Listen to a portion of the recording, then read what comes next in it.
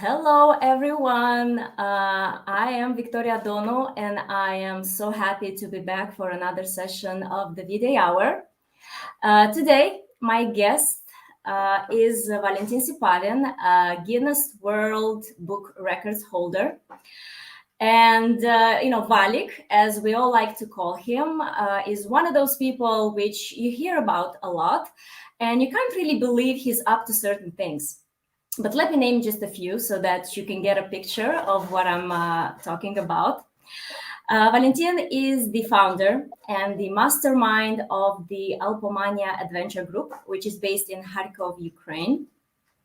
He is the world vice champion in ice climbing, bronze medalist at various European championships, as well as in climbing at the World Cup. He's the 3-time champion of Ukraine in mountaineering. He's the prize winner of various championships across CIS space. He is a 4-time climber of Mount Everest, first Ukrainian to achieve such an adventure, let's say, to have this in his pocket. And he's the Guinness World Book Records holder for kayaking at the highest altitude. And, the list goes on and goes on, but we'll also give him the space and the time to talk about all these things, because I'm sure I personally have plenty of questions, and I'm sure you guys also have lots of things and that you're curious about. But, besides all of these things, Valik is a super easygoing and sociable person, very approachable, lot of fun with him, not only discussing but also in various expeditions.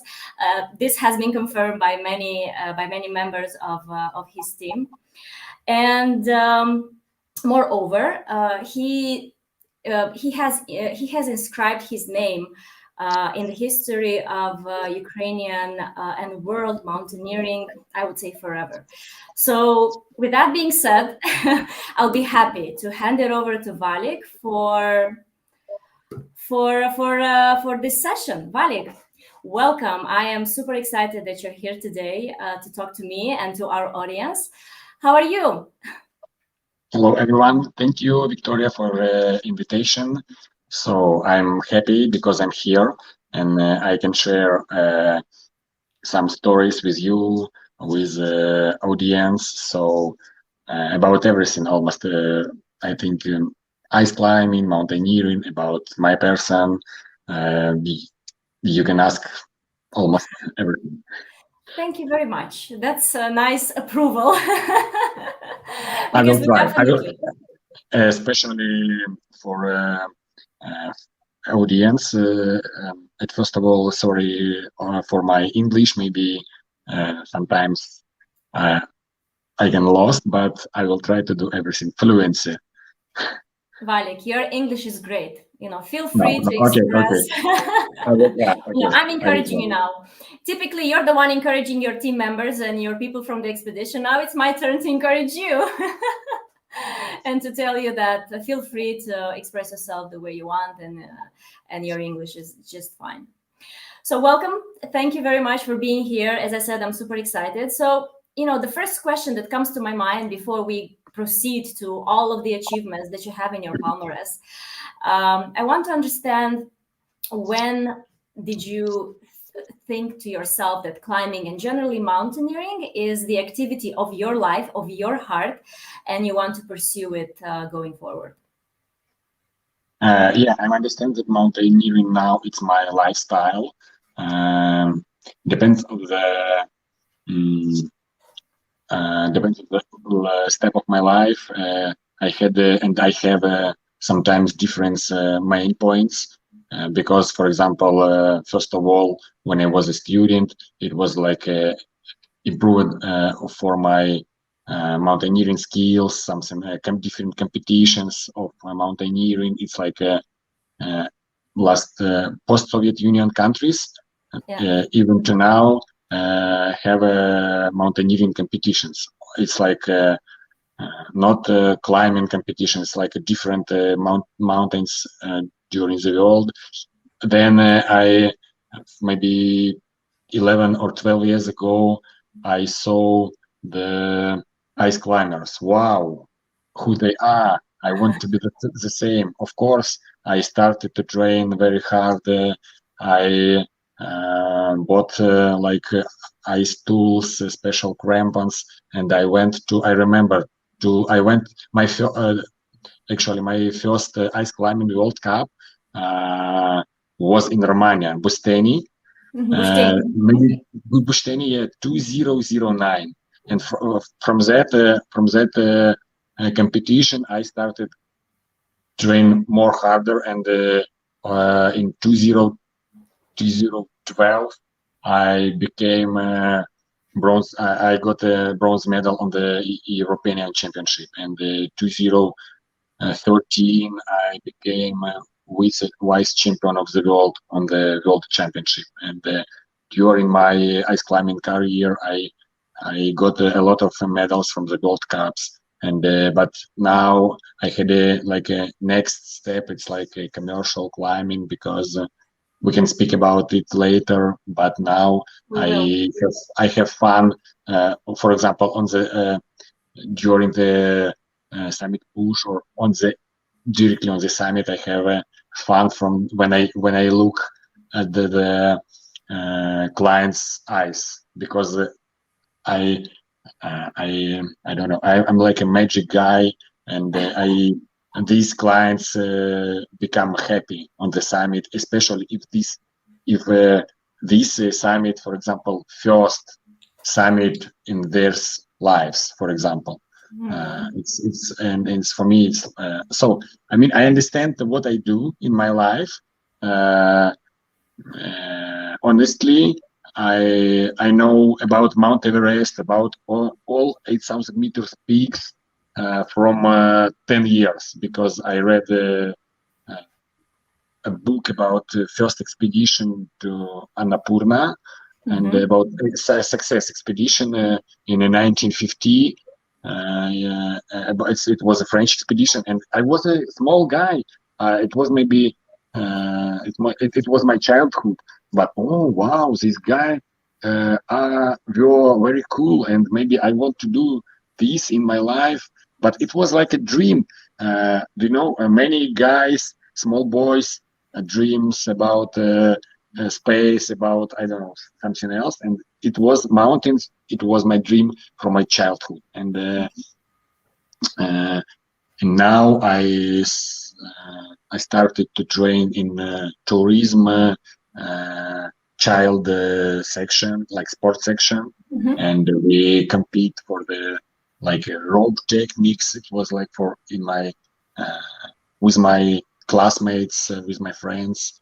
And when I entered to the university, and the next day I went to the climbing wall, and of course I had some background, so it was and actually eventually when I saw the first my Everest summit in 200 meters, and it was like maybe 20 years after the time when I first time heard the Everest name.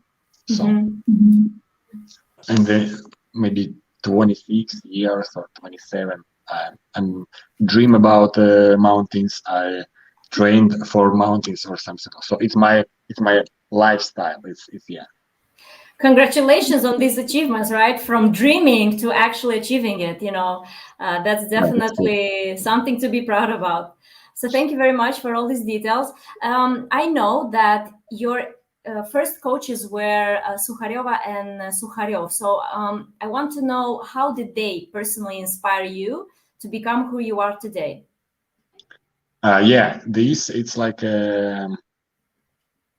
wife and husband. It's a couple of the climbers, maybe not so professional, but when I was 17 in first course in the university, I came for this training climbing wall, and maybe they saw in this young man passion for that, and of course they supported me very well. And I remember this, it was like 2001. It was like a 10 anniversary, 10 years for the independence of Ukraine. And it was a big students expedition. And I was like a beginner in real climbing and in real mountaineering. I was beginner. Yes, I know something about rock climbing, about ropes techniques, but I don't have a real experience in the mountains. And it was a winter expedition to Elbrus. It's not so easy. And I asked Vladimir Sukharev about Vladimir Nikolaevich, may I please take me this expedition? And of course, all the students, 20 years old, 21 years old, said, of course, no. Why? For winter Elbrus, this guy, this boy, no, it's impossible. But Vladimir Nikolaevich said, I kindly recommend it. So, and they can cancel his decision. So, and from this time, I understood that yes, it's mountains. It's really that about what I dreamt during my childhood. So, and from that time, I got started harder, and harder. So, and of course, yeah. So you seem fearless. You seem fearless even from early age. Where are you? What are you doing with those fears? How you overcoming those? What do you mean fears? No, No fears. No fears. I wanted to do it, and I just found it the way for this, not dreams, for these goals. Because as for me, dreams, it's like a fly to space. It's maybe dream for me, but it's almost impossible. But when I change the status from a dream to goal, I know what I have to do every day, little bit or more. I have to do it. Something I want to move for this goal, and of course, my for this achievement, and I have to do something every day for that. And of course, I have to reach this summit or this achievement or something else. Because it's when it's dream, okay, I want to be, I don't know, I want to be Mount Everest summiter and do nothing. It does not work, never. But if you want to really something, you have to do something every day, or maybe almost. You have to go to sleep with these thoughts, wake up with these thoughts. To do, you need to think about this goal every day, or maybe day by day. I would say you need to take action. So to actually transition from the term of a dream to the target. So Valentyn doesn't have fears. He just has targets and he finds his way how to achieve them. Excellent. Actually, I try to do it. I think that sums up what you have said. So, and that's good for you because, it's also encouraging us people that still maybe have some fears. We all do, right? So it's really the determination that makes the difference, right? And I know, and I know about you. You had a goal to climb Mount Kazbek. Yes, me and Diana, my friend, hi Diana, we had a very big goal. So we also didn't dream about it. We actually had to go there. So we definitely pursued that. Thank you, Sergey, as well. We had the best guide as well. And you had a dream, and you moved to this dream, and you reached this dream. It's okay. Exactly. So it's true. It's true that it transitions from a dream to something else, to an actual target, because for me personally, it was my first experience. So then, being there and understanding there's no way back, there's only the goal that you have to do, that you have to achieve. So we just basically put ourselves together physically, emotionally, and mentally, and we went for it. Yeah, exactly. All right. Very, very cool. Very, very interesting. But then, so you were mentioning that in 2000, right? Was the expedition in Elbrus your first one, and it happened in 2000, or you are mentioning about some other one?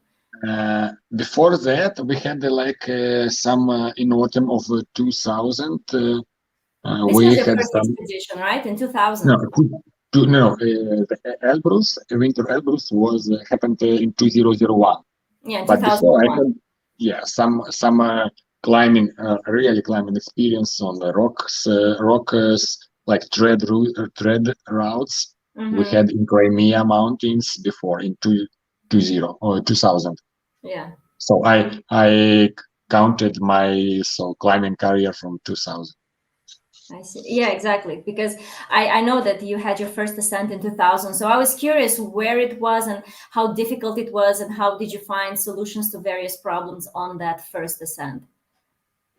No, when I came for this sport climbing wall, and of course they had it maybe not like in Europe. So it was like a sport section at the university. It Mm-hmm. was students. You have to make exams 1 year in the end of the university year, maybe in May. You had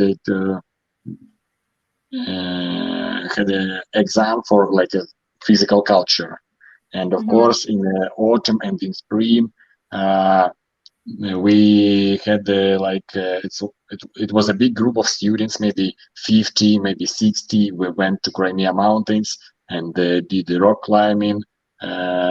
We did the tread climbing or some competitions for that on the natural rocks. So, Mm-hmm. and we did my first climbing for real routes on 2000. Mm-hmm. Okay. But And it so, was, of course, it was easy because I was a beginner, and in so it was, of course, easy. But I see. year by year, step by step, we had a progress, and now I'm here. I see. Okay, thank you very much. And now let's go to one mountain that everybody knows in the world, Mount Everest. And you are the person that managed to climb it 4 times already. So I'm curious, right, from the technical perspective, is it is the highest peak in the world, right? But is it actually the most technical from some of the other summits that you did from your experience? Of course, no. Of course, no, Mhm. because there are a lot of mountains with a more difficult routes. Okay. But Everest is like it's a big point in the life. It's like a life challenge, and of course there are a lot of. Actually, I don't like to speak about my different records because I do it for myself, not for Right. others, and I can help for my clients to reach their goals or targets. Mhm. So, but and now during my guide career, commercial climbing career, of course, as for me, more important not my decision, it's the decision of my clients and the life of my clients, and of course Mhm. they should be safe. It's like a first point for me, and but Everest it's like a life challenge. Okay, I know maybe 20 or maybe 30 people who reached the Everest summiters, and all of them said me, Valentyn, my life changed for the before Everest and after Everest. And before my personal Everest, I thought, wow, how it's possible? What do they say me Mhm. about what? But when I came from Mount Everest, it's like a spiritual, and maybe, and of course now after the 4 times I've been on Mount Everest, and, but every time these minutes on the summit, it's like the greatest minutes of my life. So, but of course, not so technical because it's not difficult commercial routes for clients. They, of course, as usual, have a not so technical skills or something else. Because it's like now Everest now it's uh, by the normal routes from China or from Nepal. Nepal. It's not about sport. it's about life decision, because it's now, for example, it's expensive. And of course, when people thought about Everest, as usual, this person should have a good business, for example, good family, house, a private car, and of course, he thought, oh, I have a 50 or 60 or 70 or $80,000. I can spend it for myself, for Everest, because but it's a good deal for in your life, for example. Life changer. Yeah, exactly. And for example, most difficult, it's a lot of mountains, but if you know, this summer we Valentyn? But before yeah, we go on to different mountains, I actually want to share the video from the peak of Everest where you had of it course. this Welcome. year, right? With the group that you had this year. Let's try to share it with the audience so that they can see how is it to be on the peak of Everest. It's amazing. Let's check it out. Что это, Эверест? Видео, guys! Эй!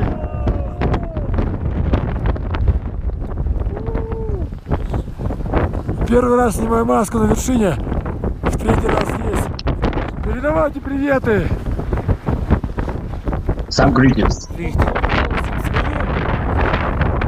Громче! Привет, Тонечка!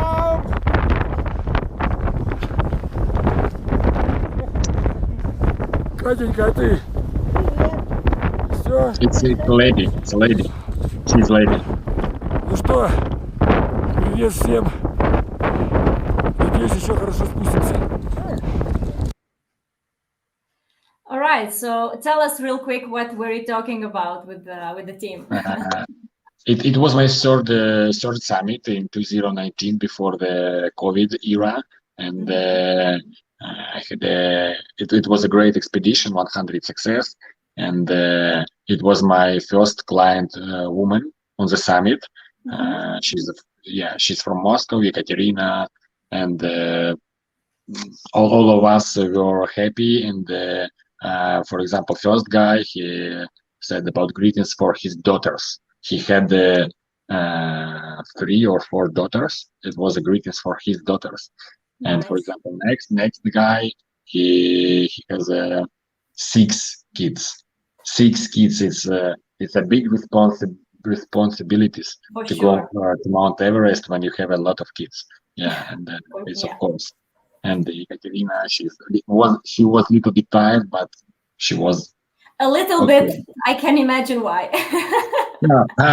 If you, for example, we had Katya has a very big hair, and he summited Mount Everest without cap, just like a line. Wow. Yeah, it was amazing because her hair became like white from the snow. It was amazing.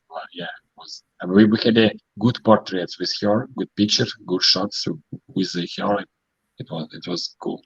Yeah. So, but of course, we did it with Sherpas because my clients are not professional, and of course our team is clients, me and Sherpas, of course. And you saw a lot of Sherpas at the summit, one by one.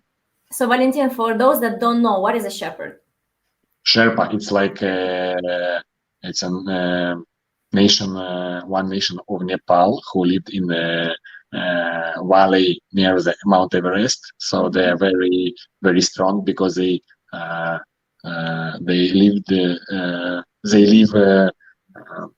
above the 3,100 meters. They were born on this altitude. So, and of course, they support every expedition on Mount Everest and the highest mountains.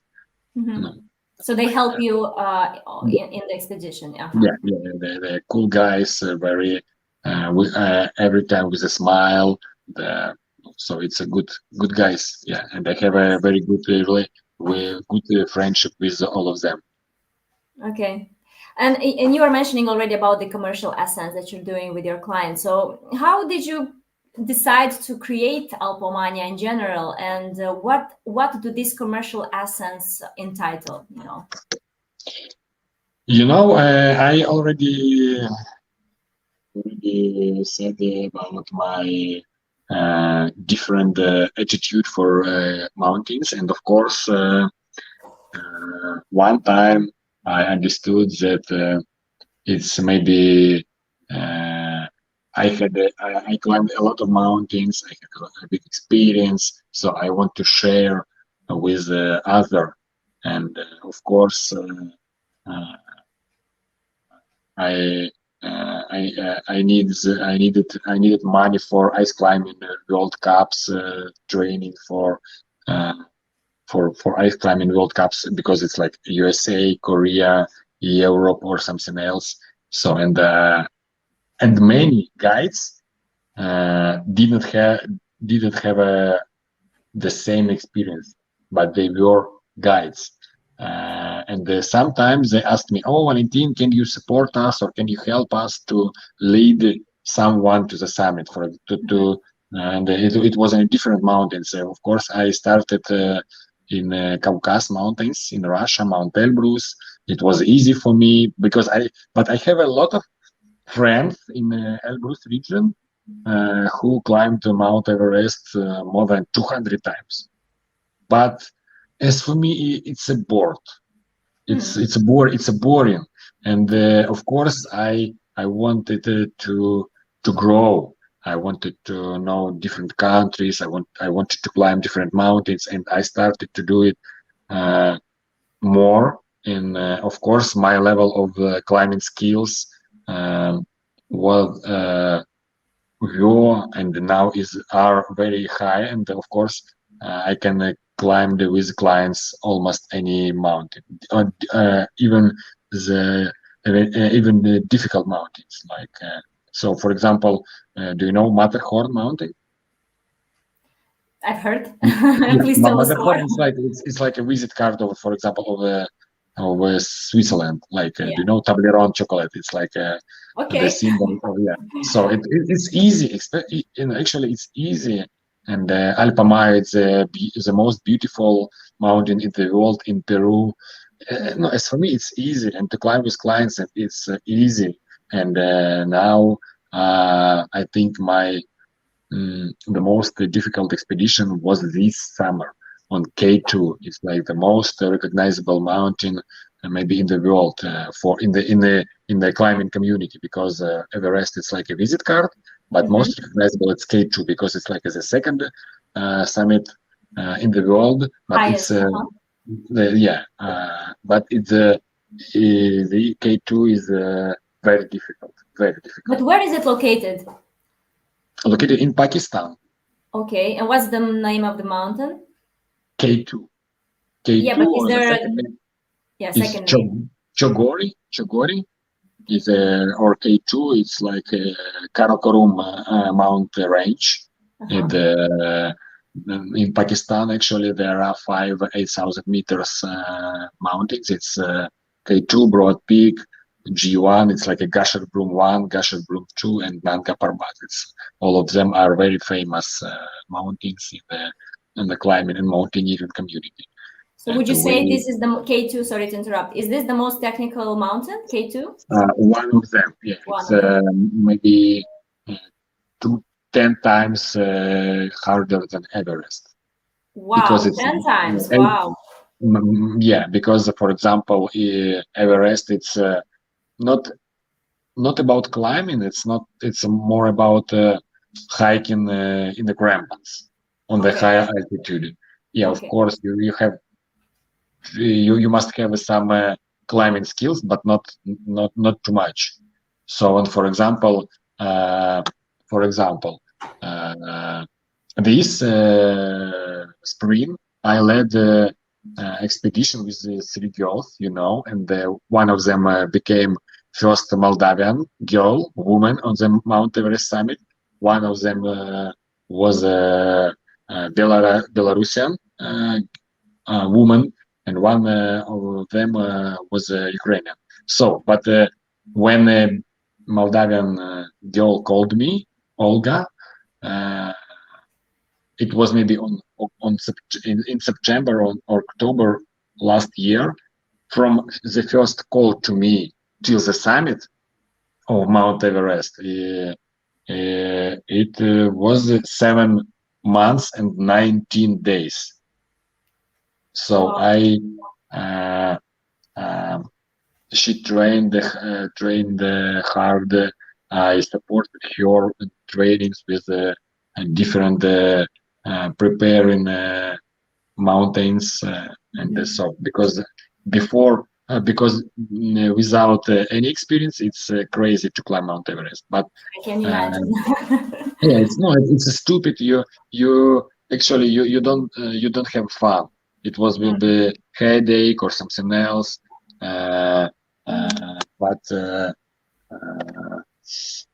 so you must have some experience. But for a Mount K2, you must have a big experience. So all of my clients to Mount Everest had the Everest, another 8,000 meters, Amataplan, Matterhorn, Alpomania. So it's like a technical routes. Technical,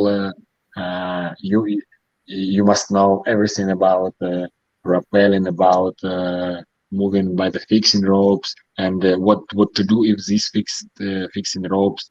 Uh, uh, for example, would be broken or something else. So, and it's not climbs, it's like a climbers with a big experience, and I only do I am like only as a manager, because to prepare expedition or something else, porters for the base camp, food, base camp, tents, oxygen, I just a manager, and maybe I must estimate all risks during the expedition, but all of them were perfect climbers, first of all.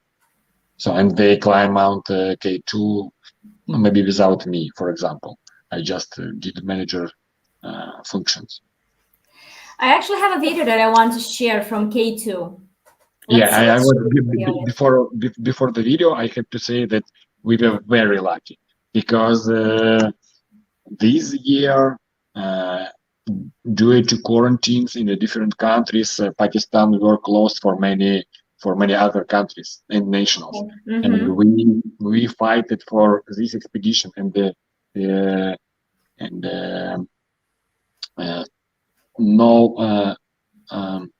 No, we were a lot of people in the base camp. It's but the weather was amazing. Maybe it's more impossible than possible for this weather. And now maybe you can see the sunny day without wind. And I remember 8,000 meters. I was on like a just light jacket, no wind, and Sherpas dried socks outside of tent. It was amazing. So we were very lucky. So let's go. Let's share it so that we can also experience it. Okay, one moment. Okay, let's go for it.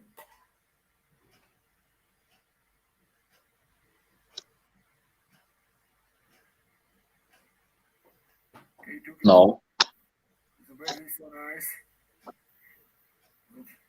Sherpas are drying socks. Victoria? No Yes? video, Victoria. No video. You cannot see it? No, I cannot. One moment. Just a second. I think it's okay. Yeah. Maybe someone from our audience want to ask something. Welcome. Yeah, one moment. Let In me our chat, still. our chat is available for everyone. Yes. Is this visible right now? Okay. Let's try to. Is it visible? K2 and 4. For full screen. Yeah. Nice. Super. The Sherpas are drying socks outside. Yeah, cool. Very warm. Thank you for the quantum physics. guys.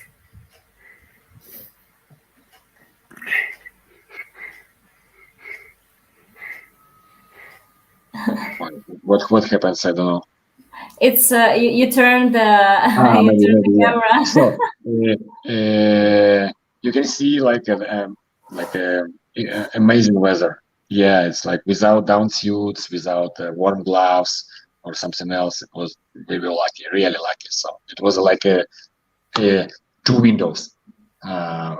First window was for our first rotation.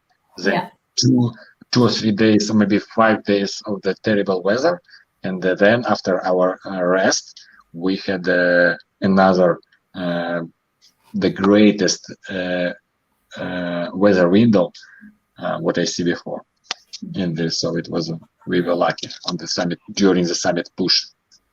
I have another video which I will share from K2 that you shared with me previously, so I'll show that as well. But before I do that, I want to encourage everyone to please ask questions if you have any for Valentyn. I'll be happy to ask him later on when there is a spot, a proper spot to ask questions. So feel free to share your questions and Welcome. any curiosity that you may have about this lifestyle and about this activity. Okay, but before that, let's see more goodies from K2. Our altitude is almost 6,700 meters. Chimney house is below 2 minutes 54 seconds. I did. Yeah, it's okay. Now come to some rest here.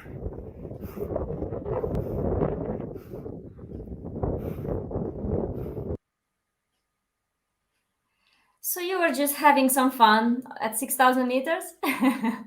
Yeah, why not? It was after the on the Mount K2. Yeah. There are some very recognizable points, like a hardest part of the route. It's like one of them. It's like a chimney house. Mm-hmm. It's like a very steep part of the rock, like a tube, and maybe not so long, not so big, maybe 15 meters. And but you can see a lot of videos from YouTube about it's almost impossible, it's very hard, it's very difficult, and there are some videos from GoPro when some climbers climbs this part like 30 minutes for this 20 meters, and for me it was of course very interesting. How is it difficult? But when I came first time under into the beginning of this part with a backpack like 10 kg, I tried to do it because I'm a athlete in the past. I tried to do it with my time. And I did it first. I had a first attempt. It was like a 3 minutes and 40 seconds. 3 minutes 40 seconds. It was a speed climbing. Of course, it's not a rock climbing because I used like a fixing rope with a Jumar. Of course, it's not about technique, but it was easy. It was our first rotation. The altitude of this point is like a 6,100 meters, and it was 3 minutes. What? Where other climbers spend here 30 minutes? I couldn't understand. And then in 10 days, I tried to do it again because I wanted to do it faster than 3 minutes, and I did like a 2 minutes 57 or 58 seconds with a very very heavy backpack like a 70 kg. So, and I want to say that if you're ready, if you train hard, if you have a good experience, so it's more easier in the mountains. And because for mountains it doesn't matter what did you do before the expedition, you trained hard or you drink beer. So if you drink beer, it will be more difficult. Of course, you are maybe not so ready. You have a not so excellent body condition, physical condition. But if you train hard, it could be very easier for the ascent, something else. Well, definitely what I see is the fact that you like to be challenged, right? And you like to challenge other people as well, which is not a bad thing, Valentyn. Good for you. Yeah. So if is you this would... video, and they have maybe someone want to look for this video in YouTube. It's like a chimney house speed attempt, Valentyn Sypavin channel. It's like I have a full video climbing from the GoPro. It's like with a time. Maybe someone wants to check. Valik, actually, there is one person in the audience. His name is Sergey Arinchuk. He says that he doesn't speak English very well, but he does understand everything. So good job we're doing. Wait. Sorry, Victoria, could you repeat, because I had maybe some problem with internet? Yeah, I was just saying that one person from the audience, Sergey Arinchuk, he is very interested in the topic. He sends greetings and he hopes to meet you personally someday. And he would like to hear more about the upcoming expedition to Antarctica. And it's actually also in my list, because this is a topic which you also have been promoting lately. So tell us more. What is going on? What are you going to do in Antarctica? And what is the plan for this expedition? Actually, hi Sergey. You can ask me in the Facebook, and we can cooperate and to speak about everything. But what about Antarctica? It's like, do you know the project of 7 summits? Mm-hmm. It's who knows? It's a project, and you have to climb the highest points of all continents. So it's like Africa, Asia, Europe, South America, North America, Australia, and Antarctica. And you have to climb all the highest summits. It's like Kilimanjaro, Mount Everest, Mount Denali, Mount Aconcagua, Mount Puncak Jaya or Carstens in Papua Islands near the Australia, and Mount Vinson in Antarctica. So, and before that, it's a good goal for not professional climbers, but it's very popular program. And as for me, it's maybe not so interesting for for a professional climber. But I understand that it's a very cool life challenge. And because Antarctica, Mount Vinson in Antarctica, it's a different, it's another life, because it's very cool. It's a full day with a light, because it's like a polar day. It's an amazing experience to get in the middle of the Antarctica, because a lot of expeditions to Antarctica by ships. It's like from Chile to the beach. No, not beach. It's like you can just touch Antarctica maybe 10 minutes or 1 hour and go back. And this expedition, and before that, Winson climbed maybe 5 or 6 Ukrainians. Mm-hmm. So, and after Everest, one of my friends, not already clients, like a friend, said me, Valentyn, we want to try to make 7 summits. Let's go. Let's roll to Antarctica. Why not? And these clients were from Ukraine, and some other Ukrainian clients asked me about Antarctica, and I decided to make the first of a Ukrainian expedition to Antarctica. Now we are 11 members, and we are starting in January. So Sergey, if you want to join us, the first of all, you must have a Ukrainian citizen, Ukrainian passport, and of course Antarctica. It's not very. Maybe it's expensive expedition. It's like almost a little bit more than $50,000 per person. So if you're ready, you can communicate with me and we can discuss this, because it's not about sport. It's not about scientists. It's about life challenge for successful people, for the rich people. You can say as you want. Well, maybe not necessarily rich, but people that will probably collect money to be able to have such experience in their life as well, right? Of course, yeah. But I think it's an amazing experience. It's like Ukrainian team. It's first time because as for me, my attitude for the my lifestyle. It's not to do what I want, because, for example, it's my way, and it doesn't matter it's in a trend or not trend. But now in Ukraine, many of my clients kidding me, and no, you now you are trend maker. You don't want to do what others do. You do your own way, like a K2, because it was, for example, K2. It was the first commercial expedition in post-Soviet Union countries, and I did Everest Lodz. I understand it's not so big a record, but before me, nobody done this. Why no? Who say how it should be? It's thinking out of the box. Everything. That's good. That's good. So I would say that, so from our discussion so far, Valik has no fears. He has targets, and thinking out of the box is at the day agenda. So yeah, that's all. It's easy, almost easy. Yeah. Why?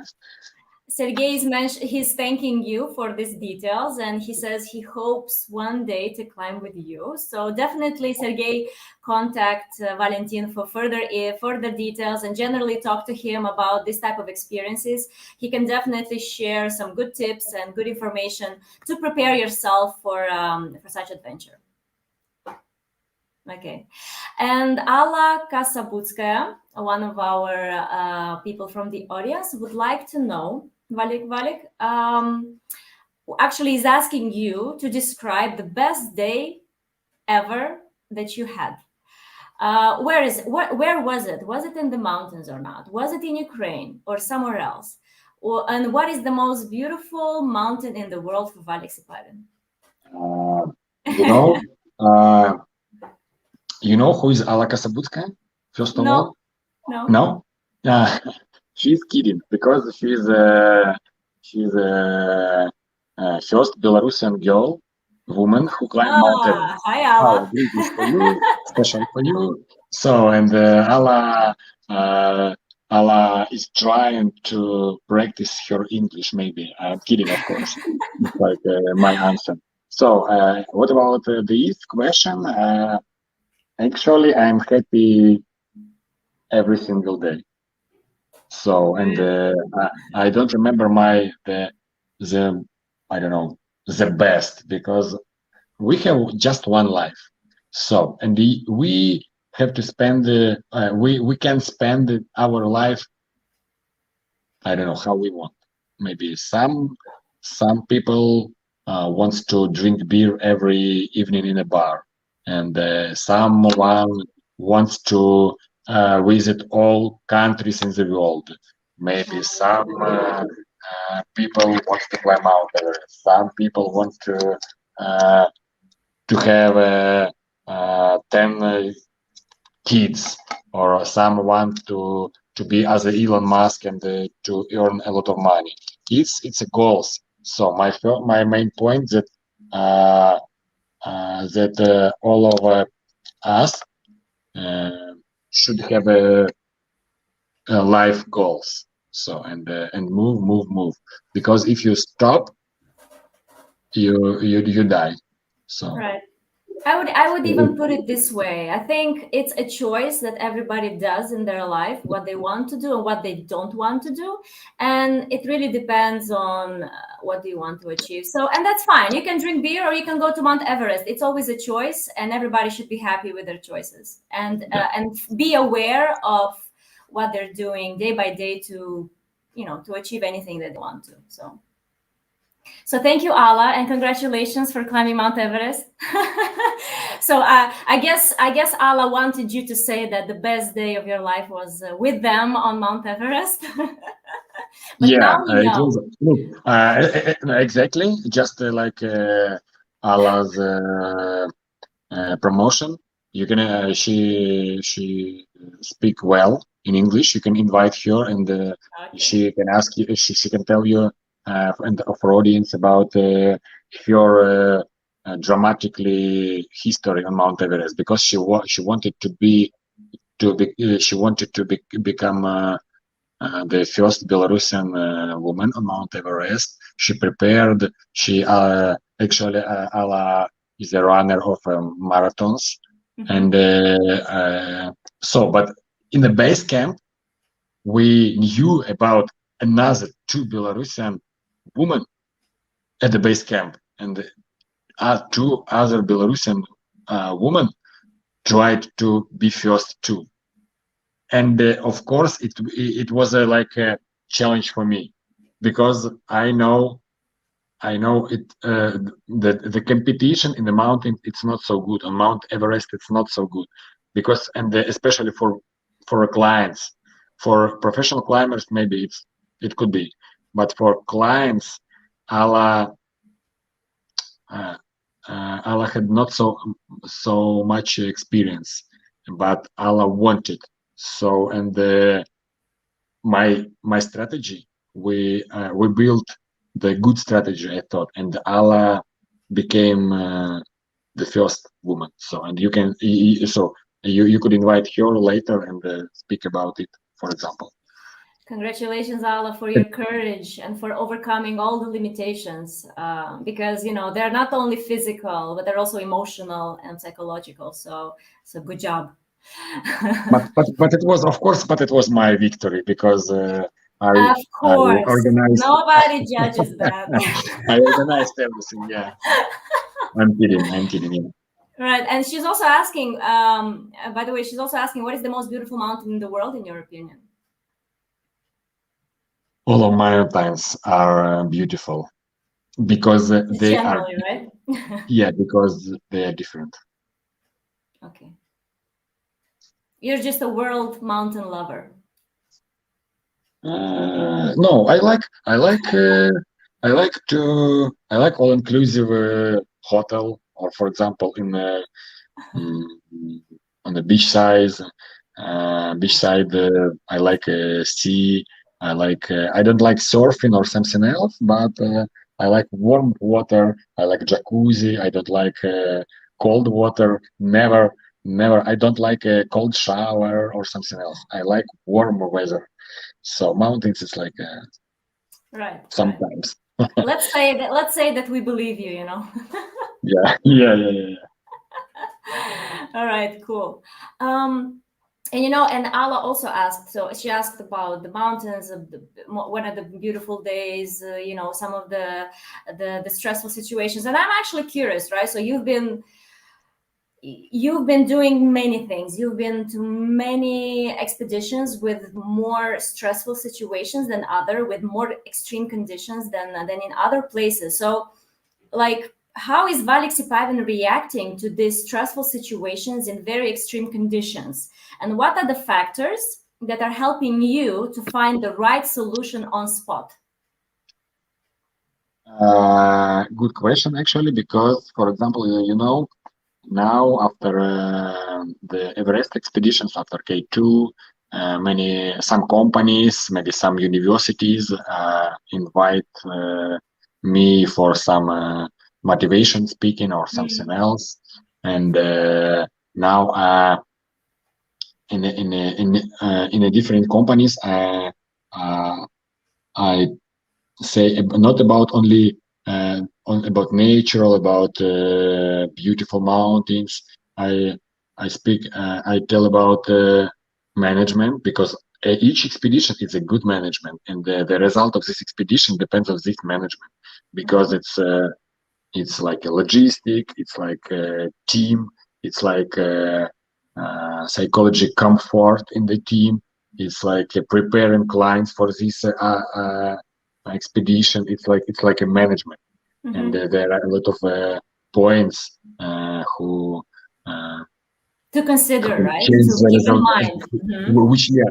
And another point, it's like estimating of risk estimation, because it's 2 points of success, because of course, during the extreme situation, I just concentrate. I thought my brain as a Intel Pentium processor, because Okay. I know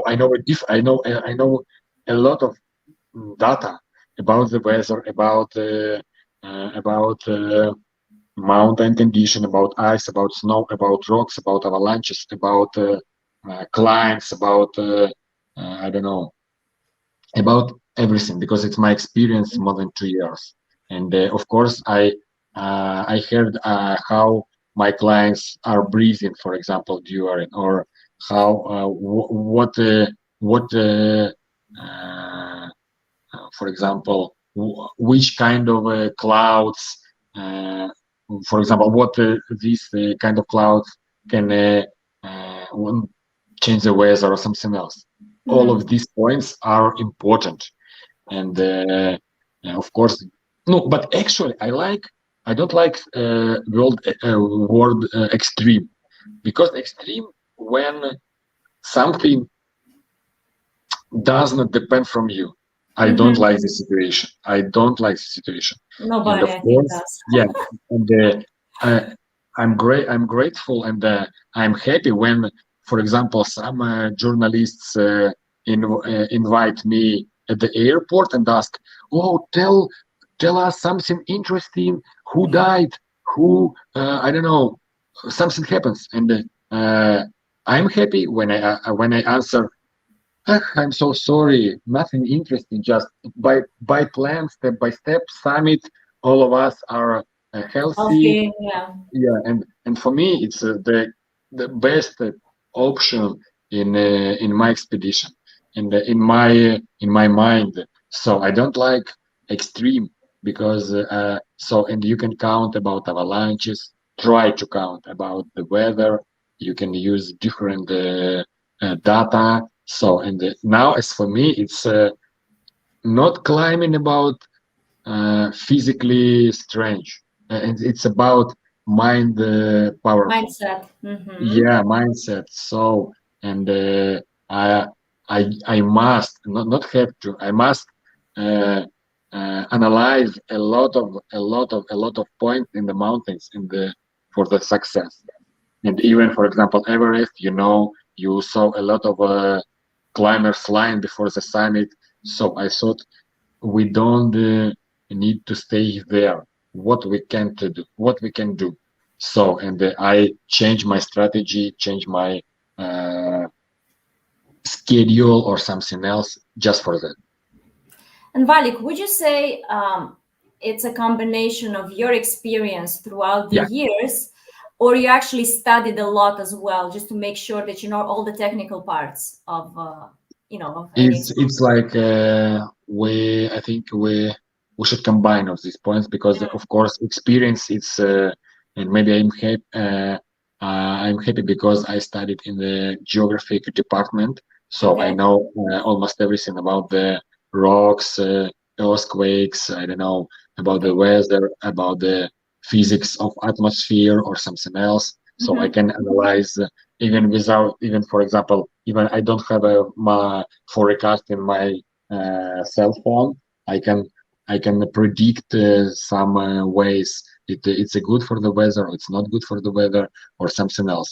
What will be with this snow and with this wind in some days? We have to stay at base camp, or we have to go now, even we don't have enough acclimatization. It's like it's like improvisation every time. No, for example, I climbed Mount Everest or Mount Elbrus more than 25 times. Every time each ascent was different, and it's like my style, and I thought about each every time. So it's When you say improvisation, yeah, when you say improvisation, it kind of feels a bit tricky, right? Because things can go either way, right? So you always have to be in control. Yeah, of course. It's like a main point of my strategy, and I'm very motivated to reach the summit because I know some guides, some companies with maybe older with the older guides who I've climbed this mountain many times. I don't want to strange. Oh, bad weather, little bit strong wind. Oh, okay, let's go down. I don't like this. So, and of course, every time I try to reach the summit safe and go down. It's very important. Yeah, I understand. Okay. Thank you very much for sharing. This is super captivating and super interesting. I also want to touch upon your Guinness World Book record, which you, I think, found out very recently about. Tell us more about it and where did it happen and how, and we're all very curious. Look, first of all, I have to say that this record, Guinness record, was not my idea. So it was I just just because we were in Chile. We prepared for the K2 expedition in 2020 before COVID era. So in Chile, it was a volcano, right? You said. Yeah, it's the highest volcano in the world, Ojos del Salado, 6,000, almost 900 meters. And we wanted to spend one night in the tent for the good acclimatization almost on the crater, so. And after our acclimatization rotation, different ascents, we met one Australian guy just in Chile in a desert with some locals porters and with some locals Chilean climbers, and we spoke, and he said me, "Oh, I have some problem because I brought the kayak from Australia. I want to make 2 Guinness records." It's a Daniel Bull. Hi, Daniel, and he wanted to swim in the open water. Wow. The highest altitude open swim water is you have to swim at least 1 minute without a swimming suit. Just it's like almost zero. The temperature of the water almost zero. High altitude, and it's like extremely. And his second record, he wanted to do kayaking as a highest altitude kayaking. You have to kayak at least 1 kilometer, at least 10 minutes. And Daniel, some years ago, found maybe the highest lake in the world on the altitude 6,400 meters on the hills of this volcano in Chile. It's like a abandoned place. It's like, I don't know how he can find it. And actually, his support team,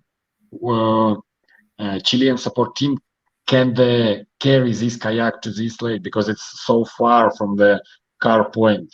Okay. And he asked me, "Oh, Valentyn, maybe you can help me. I will pay for you," because Daniel didn't know about me. And I pay to you as a porter $300, and can you please help me to carry this kayak? What? $300? Daniel, sorry, it's not interesting for me. Do you know who am I? Or blah blah blah. and of course,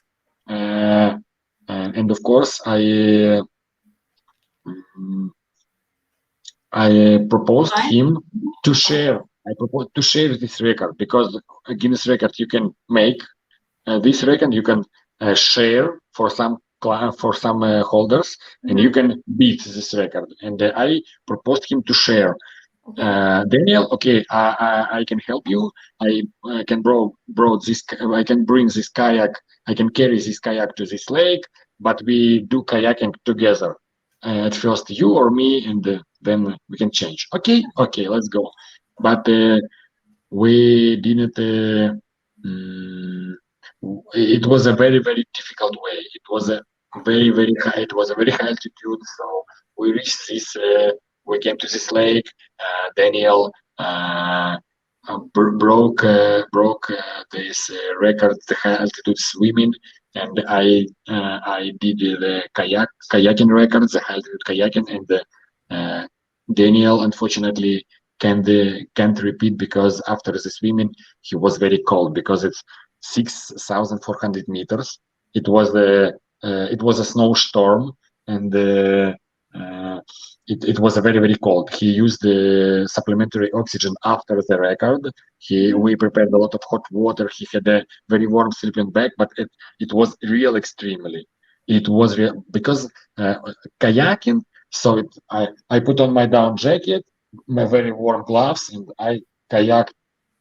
It's easy for me because I had a very good acclimatization after the summit of the Salado. So, Daniel, thank you so much for that. I think we will back for this again, maybe one time, and you can share this record for me. But it was unpredictable. It was not in our plan, and one girl waited us in the base camp, we went back during the very heavy snowstorm, and we came back at the base camp maybe at 1 a.m. at night, and of course other people were very sad for that because they waited us maybe at 8 p.m. So we they were worried we didn't have any connection, and it was a little bit scary for us. You can I know you have a video. You have some video. Let's with kayaking. I'll check. But anyways, like, congratulations, right? This is even though it's unexpected, right? It's unexpected. It's still amazing, and sometimes things happen like that unexpectedly in life, right? Yeah. It was like a chance. It was I don't know. Yeah, I can't find that video right now, but we can post it. You can check the highest altitude kayaking in YouTube, and yeah. So we can share it with the audience as well later. So no, if some from our audience wants to look, it's like a 2 minutes video. You can find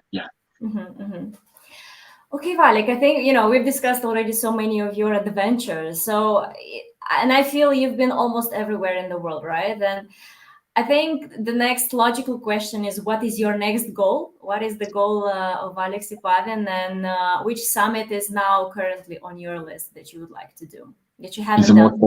It's the most popular question, but every time I said I don't know, because especially now during the COVID, because we really can't plan. We can make any plans for in 2 months, 3 months. Of course, we have a plan for maybe expedition, but now it's too difficult. So, and it's the first point, and in the second,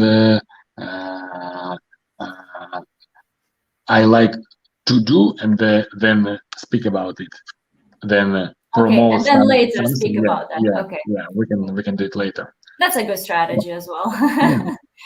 And what about Alpomania? I get it. And what about Alpomania? What is the future of this organization, and what other commercial ascents are you planning so that people get more information about that? I think tomorrow I will promote because I wanted to do it today, but today I share your link special for our podcast. Thank you. I hope it helped for us. But tomorrow I will present in our site Alpomania alpomania.com. Mm-hmm. Tomorrow I'll present in my social media some expeditions. It's like a Everest standard program. Standard. It's lots of standard program, but next spring I want to make Everest plus lots for clients, and they have a very strong clients who want to do it, and maybe it's like Elon Musk. We want to be in the head of in the progress. And the next year I want to promote to organize Everest flash expedition. It's like you have to prepare in the hypoxico tents. It's like a special tents, and for example, when you sleep, you imitate the high altitude, and in this expedition will be only 25 days, not 45, 25, who have to, I don't know, make business in Ukraine or other countries. So it will be flash expedition, like a speed expedition.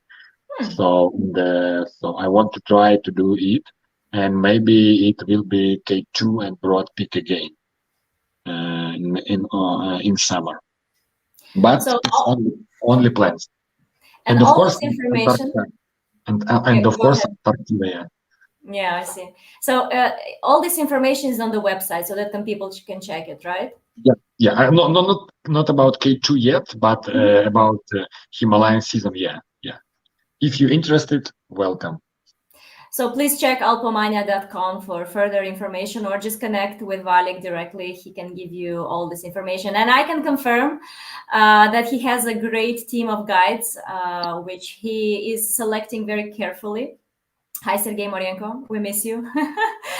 And definitely he has a good team, which is very well equipped and prepared for commercial ascents. So many guides, I have to say that many guides dream to cooperate with me, but my casting this is their goal. Is very hard. Yeah, because I understand about responsibilities, about other lives, because I know many companies, many guides who didn't understand, who don't understand this. And about the strategy on Mount Elbrus, do you know? Maybe recently, right? It happened. Yeah. Recently, maybe 3 weeks ago, it was a stupid situation, and five clients have died. It's like a stupid Mount Elbrus.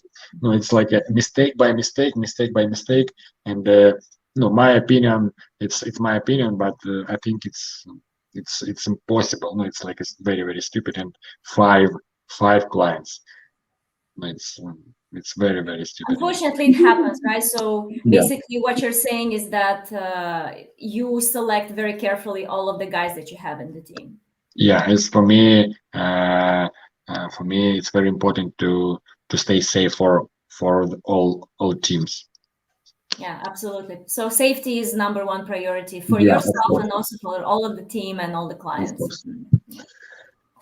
Thank you for that. This is, of course, super important, right? As people that are not experienced or don't have much experience in that, they look up to that guide. And this is the person they trust the most, especially in those conditions. So we have to be not as a nurse, but we have to support.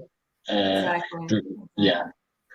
And we have to explain what happens in that case, what can happen in that case. So, and Sergey is one of the best he's excellent because he's from Alpomania. Absolutely, that is why. And thank you for the promotion.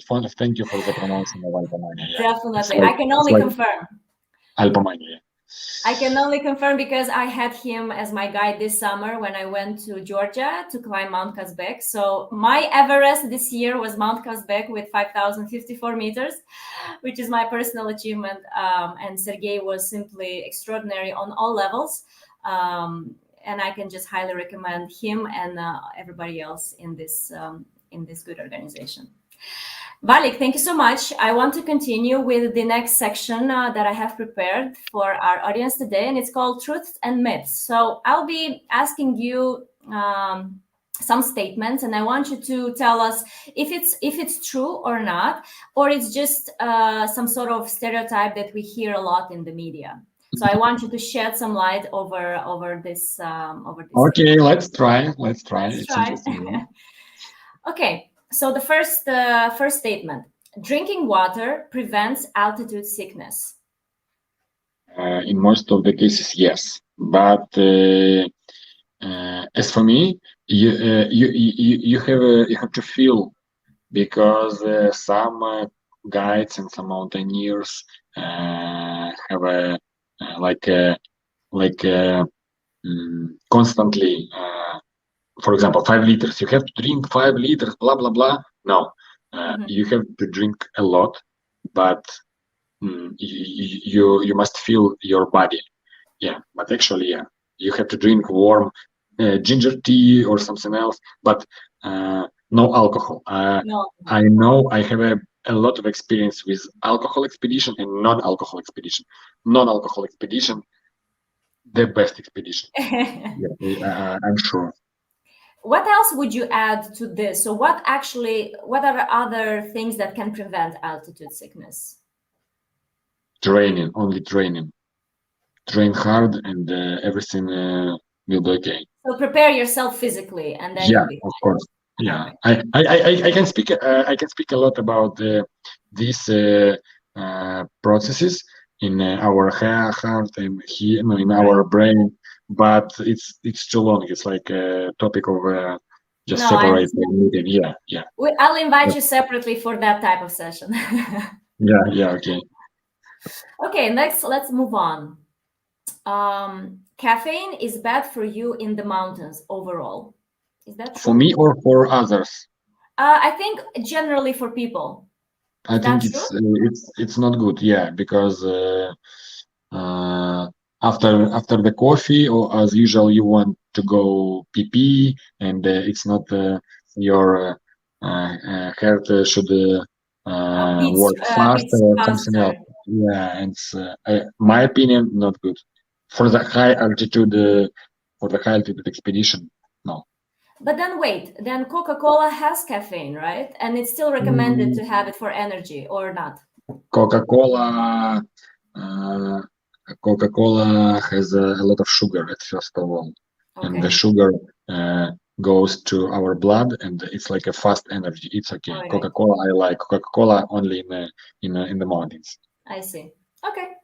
Thank you. Because it's like a gel, energy gels. It's like because liquids are I don't know how in English you can use energy from liquids faster than from gels or even from chocolate. Okay, that's something new for me. Thanks for sharing that. And okay, next statement. There are dead bodies on the way to the Everest summit, which represent reference points for climbers. Yeah, exactly. It's true. It's true, but not too much, because I heard a lot of stories, a lot of bodies, blah blah blah. No, now, for example, from Nepalese side, you can see only 2 bodies before the summit. From the north side, little bit more, maybe 5. Look, I remember. Nepal had just a program to descend these bodies down, but look, actually these bodies, it's maybe 10 years old, 20 years old. It's like movies. I don't know how in English. Yeah, that's called Everest, right? Yeah, and but now look, for example, 20 years ago, this body was a human, maybe had a family, for example, kids, wife, mother, father. Now 20 years gone, and now, for example, he had a very old wife, very old kids, and 20 years. It's maybe not interesting for this family, and because it's very expensive and or something else. So I think it's. But in that time, for example, as for me, I've never come to this body and push him from the rocks, because I don't want to do it. So actually, it's like a points, and from the north side, it was like a green boots point. It was a guy in a green boots, and he's like I don't know, like 8,600 meters. It like was a point of this altitude. But yeah, bodies are there. Can you remind us who was the first person that summited Mount Everest and in which year? It was Tenzing Norgay, Sherpa from Nepal, and Edmund Hillary from New Zealand. It was a English expedition in 1953, 29 of July. Yeah. It was the first successful expedition to Mount Everest. But the maybe the same popular history about Mallory. In 1924, from China side, English expedition tried to climb Mount Everest, and it's like a big story, big secret, because last time Irvin and Mallory, it's like two English climbers. Their friend watched them higher than 8,600 meters, and then they disappeared, and nobody knows did they reach the summit or no.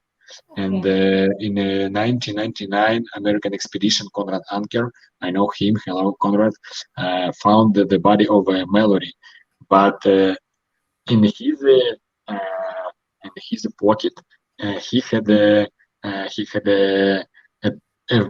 picture of his wife, and he promised, if we reach the summit, I want to leave this picture on the summit, like a photo. And in his pocket, climbers didn't find this picture, but it's like not a witnesses about the summit. But during this hype of this history, almost 20 years ago, the company Kodak, do you remember Kodak photographer? Yeah, and they said if they had Mallory and Irvine had a Kodak camera, big one, like it was 100 years ago almost. Mm-hmm. It was a big camera with the black and white pictures, and they said, if you find our camera not broken without the light, it's like we guarantee that we can do these pictures. Nobody finds this camera yet. So, and only this camera, my opinion, only this camera can answer for this question. If they have a picture from the summit, they did. If no, I think no, very, very. Truth is out there, or the truth will remain on Mount Everest.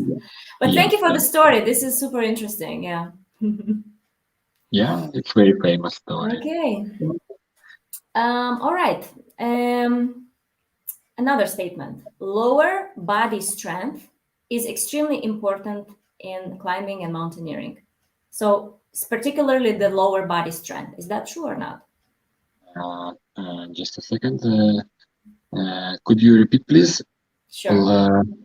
So lower body strength. So I would say your feet, right? So they have to be very strong. They are the most important part in climbing and mountaineering. Is that true?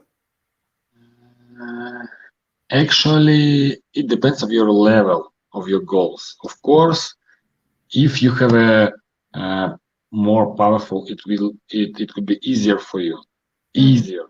Yeah, but of course, you should be concentrate for your achievement.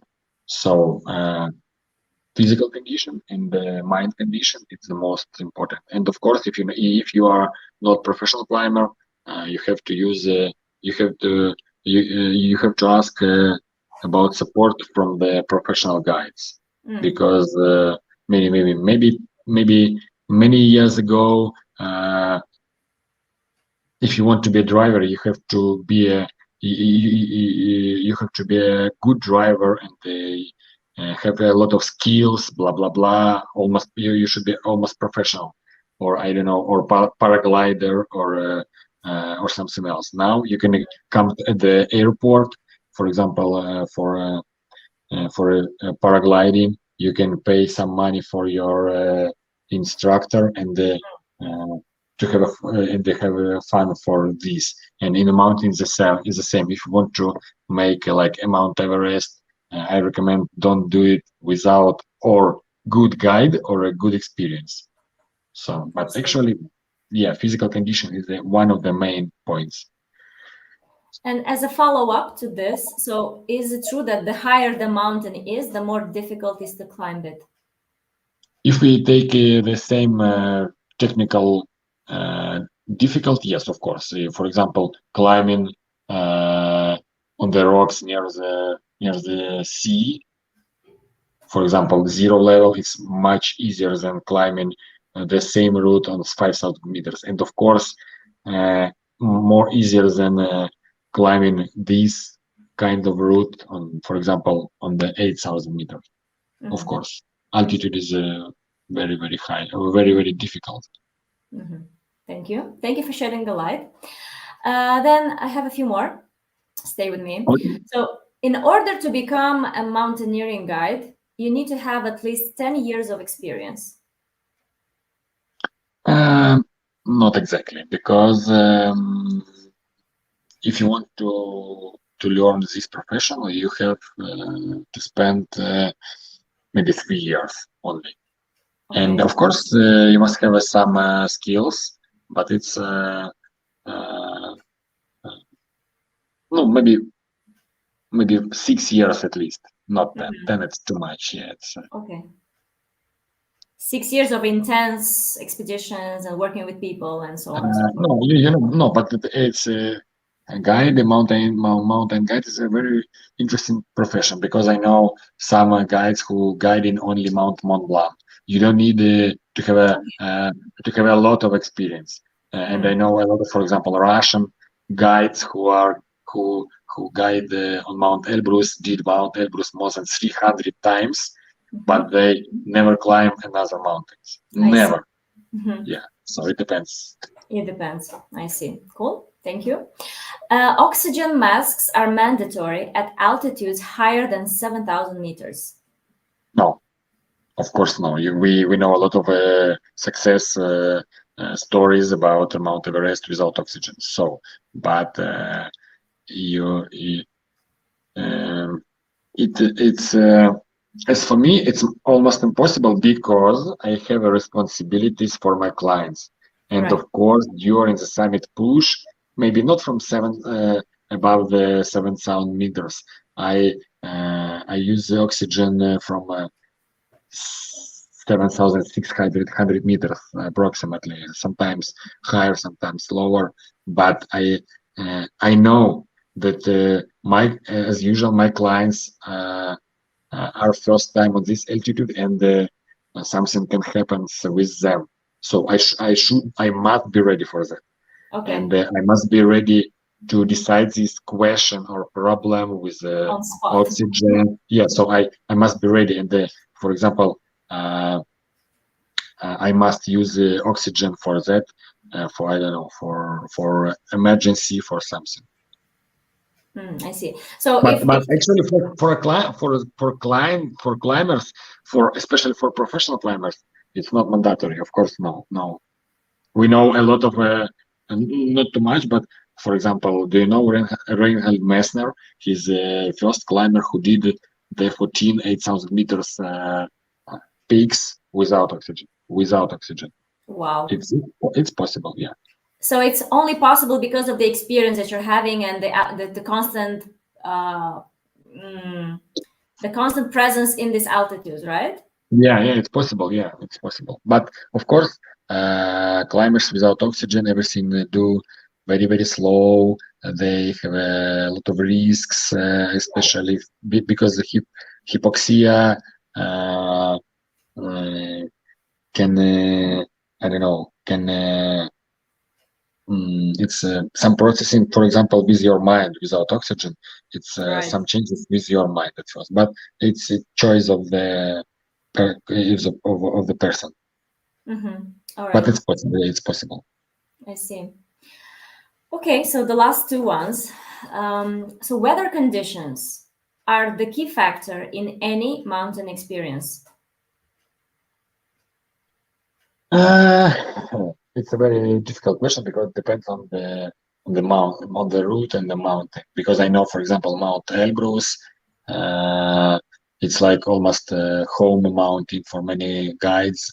They climbed a lot of time. They can have a little bit more risks, and they try to climb even with the clients in a bad weather. With a snowstorm, but not lightning storm, because lightning storm it's very very dangerous during the wind, during the strong wind. So, and for example, and they have a lot of knowledge about this mountain, about this route, about this region, about this weather. For example, when other guide from our sea come for this month, and of course he can his level of risk points a little bit lower, and but it's okay, but yeah, the weather. But now there are a lot of boots, a lot of suits for you can use warm boots during the cold weather, and let's go. I see. So they are important, but it's manageable. That's what you're saying. Yeah, of course. Yeah, because no, it's manageable, and you can check the forecast and to change your plans and go earlier than you planned, or Right. or later, or something else. Yeah, I of see. course, it's management. Super. And then, the last, rather philosophical question, not question, but statement that I have prepared for you is this experience is not about, they're not about reaching the peak, but the journey as a whole. What's his name? So this type of expeditions the goal is not necessarily only to reach the peak, but the actual journey of how you get there. This is what matters. No, actually, if we have a goal, for example, the summit, we must try to get the summit. But of course, actually, it's like a experience for our lives, and we have it's for fun or for something else. But every time, I don't know easy mountains. As for me, all mountains are difficult because I have the responsibilities 24 hours for my clients, but actually, if we come, we must fight, analyze a lot of data, and make some decisions, and just for the summit. All celebration after the summit. And of course, I know a lot of when some don't reach the summit, doesn't reach the summit. Oh, it's my experience, blah blah blah. And actually, as for me, but we know we have to know the border where we can continue a fight and continue, or no, guys, go down because it's too dangerous. Yeah. So it's but we have just one life, and we have to understand that it's like the most important thing for us and for our families or something else. Super. This is a lovely way of how to how to end the session. So before we actually say goodbye to our audience, and before I thank you for your participation, would you like to say something to our audience, some encouraging remarks, or some messages you want to share for everyone? Maybe from not about mountains, it's like an unpredictable position, but I will try. For example, during now it's for me very interesting about something new, not only about mountains, about I don't know, crypto or something else. It's interesting too. Why not? And after the K2, we will do maybe the first in the world NFT. Do you know what is it, NFT? No, please tell me. No, you can read later. We will produce the first K2 NFT. If you're interested, for example, for our audience, if you're interested about it, you can write me directly on Facebook or something else, and we can speak about it more. But NFT, it's like it's from a crypto world. It's like a new. It's kind of the art. It's like a digital art, and we will product a new. Maybe the first collection from the K2 and from the summits, and it's amazing. I admire this collection. Fingers crossed for all of these ideas and all of these new experiences that you're going to have. So we root for you, and we look forward to have new stories next time we meet. I will try. Thank you. Great. Thank you for everyone. Yeah, thank you for you, Victoria, and we'll see you in our expeditions, and we'll climb together. Let's climb together. I'll be super happy to join at some point. Thank you. Thank you for I also invitation. encourage everyone to try such experiences and not to be afraid, because all of the limitations are only in our head. And definitely you would be surprised of how much we can achieve if we let go of all of our fears. But coming back to you, Valik, I want to thank you so much for your time today. I had an amazing time learning about the mountains, about your experience, about your challenges, and thank you very much for sharing that with us. Good luck in everything else you have planned. We look forward to hear, as I said, new stories from you, and I really hope it's not the last time you will be joining this V-Day Hour session. Yeah, I hope to. Yeah, okay, thank you. Bye. Thank you, everyone. Thank you to all of the audience who joined today. Thank you for the questions, and don't forget to subscribe to the Facebook page and to the YouTube channel. And we'll see each other very soon for another session of the V-Day Hour. Thank you, guys. Have a nice evening. Follow me in Instagram. Yeah. Bye. Bye.